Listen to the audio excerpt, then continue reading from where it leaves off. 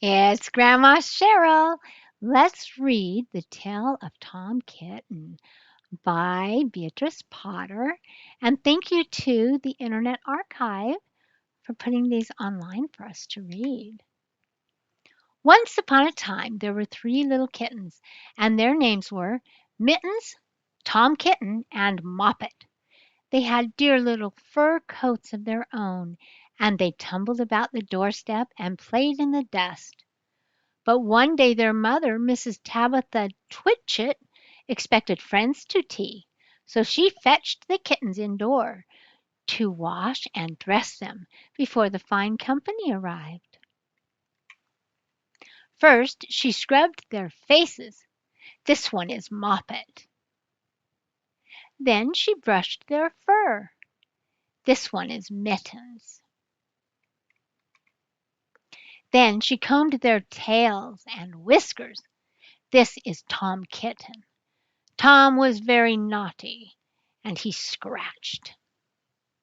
Mrs. Tabitha dressed Moppet and Mittens in clean pinafores and tuckers, and then she took all sorts of elegant, uncomfortable clothes out of a chest of drawers in order to dress up her son Thomas. Tom Kitten was very fat, and he had grown. Several buttons burst off. His mother sewed them on again. When the three kittens were ready, Mrs. Tabitha unwisely turned them out into the garden to be out of the way while she made hot buttered toast. Now keep your frocks clean, children. You must walk on your hind legs. Keep away from the dirty ash pit, and from Sally Hennypenny, and from the pigsty, and the puddle ducks. Look at the little kittens trying to stay so clean. Moppet and Mittens walked down the garden path unsteadily. Presently they trod upon their pinafores and fell on their noses. When they stood up, there were several green smears. "Let us climb up the rockery and sit on the garden wall," said Moppet. They turned their pinafores back to front and went up with a skip and a jump. Moppet's white tucker fell down into the road. Tom Kitten was quite unable to jump when walking upon his hind legs in trousers. He came up to the rockery by degrees, breaking the ferns and shredding buttons right and left. He was all in pieces when he reached the top of the wall. Moppet and Mittens tried to pull him together. His hat fell off, and the rest of his buttons burst. Aw.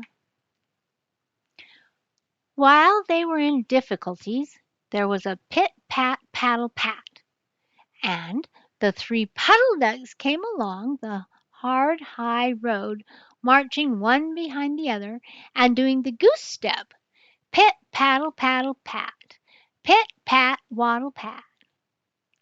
They stopped and stood in a row, and stared up at the kittens. They had very small eyes, and looked surprised. Then the two duck birds, Rebecca and Jemima Puddle Duck, picked up the hat and tucker and put them on. Oh no, they're putting on the kitten's clothes. Mittens laughed so that she fell off the wall. Moppet and Tom descended after her. The pinafores and all the rest of Tom's clothes came off on the way down. "Come, Mr. Drake Puddle Duck," said Moppet. "Come and help us to dress him. Come and button up Tom." Mr. Drake Puddle Duck advanced in a slow, sideways manner and picked up the various articles. But he put them on himself. They fitted him even worse than Tom Kitten. "It's a very fine morning," said Mr. Drake Puddle Duck. Look at him wearing kitty cat clothes. And he and Jemima and Rebecca Puddle Duck set off up the road, keeping step, pit, pat, paddle, pat, pit, pat, waddle, pat. Then Tabitha Twitchit came down the garden and found her kittens on the wall with no clothes on. She pulled them off the wall, smacked them, and took them back to the house. My friends will arrive in a minute, and you are not fit to be seen." "I am affronted," said Mrs. Tabitha Twitchit. She sent them upstairs, and I am sorry to say she told her friends that they were in bed with the measles, which was not true. Quite the contrary. They were not in bed, not in the least. Somehow there were very extraordinary noises overhead, which disturbed the dignity and repose of the tea party. And I think that some day I shall have to make another larger book to tell you more about Tom Kitten. As for the puddle ducks, they went into a pond. The clothes all came off directly, because there were no buttons. And Mr. Drake Puddle Duck and Jemima and Rebecca have been looking for them ever since. The end.